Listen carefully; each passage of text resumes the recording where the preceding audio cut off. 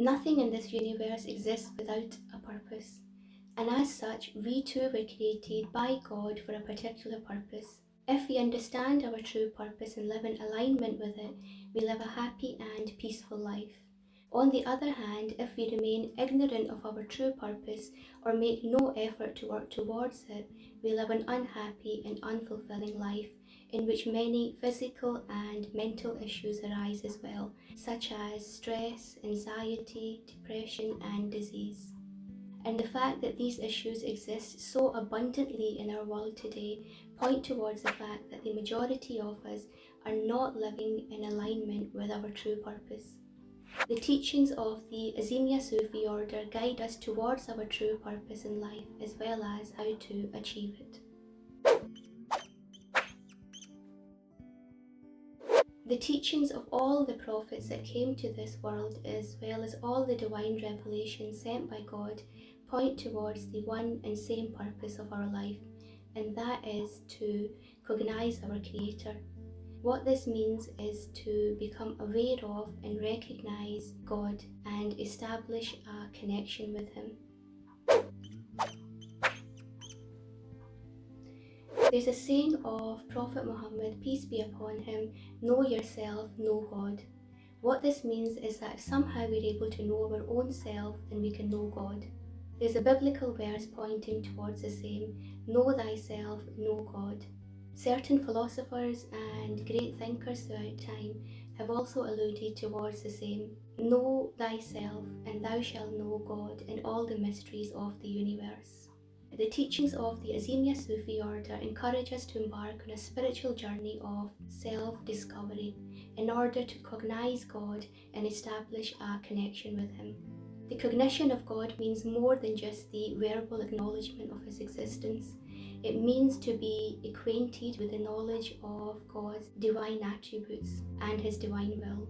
Establishing a connection with God means to create a strong and constant bond with God, one in which we can actually perceive His presence and existence within us, in our lives and all around us as well as enjoy a relationship of love and affection with God.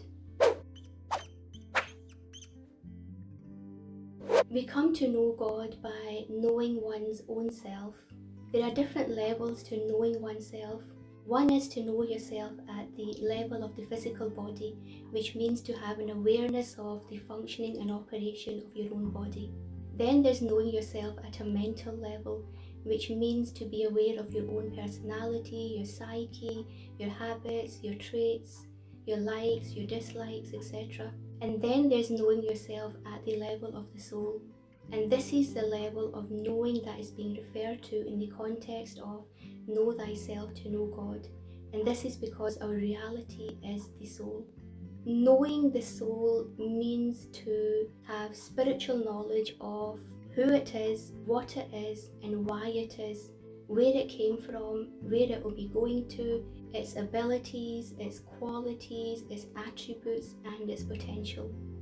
The soul is a reflection of God's divine attributes, and the knowledge of God's divine will is also present within our soul. Hence, by gaining awareness of the soul, we're able to gain awareness and become acquainted with God.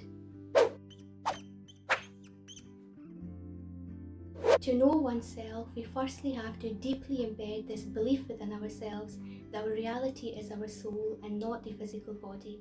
Our physical body, that is composed of physical matter such as muscle, bones and flesh, can be likened to a garment for our soul during its brief stay in this material world. The functioning and operation of the physical body is completely dependent and subject to the soul. It's the soul that keeps it alive and functioning. Upon death, the soul discards the physical body, and thereafter there remains no movement whatsoever in the physical body. Despite all the organs being intact, none of them are able to perform any of their functions. And even if we were to chop the body up into pieces, it would offer no resistance whatsoever. And this is because the soul who had adopted the physical body has now left it to continue its universal journey into other realms. death is not the end of us, rather it just signifies the end of our physical body. Our reality is our soul, and the soul always continues to live on. If we continue to relate our reality with our physical body, we involuntarily and subconsciously enclose our minds within the traits of physical matter, which are none other than darkness, density, confinement, and limitations.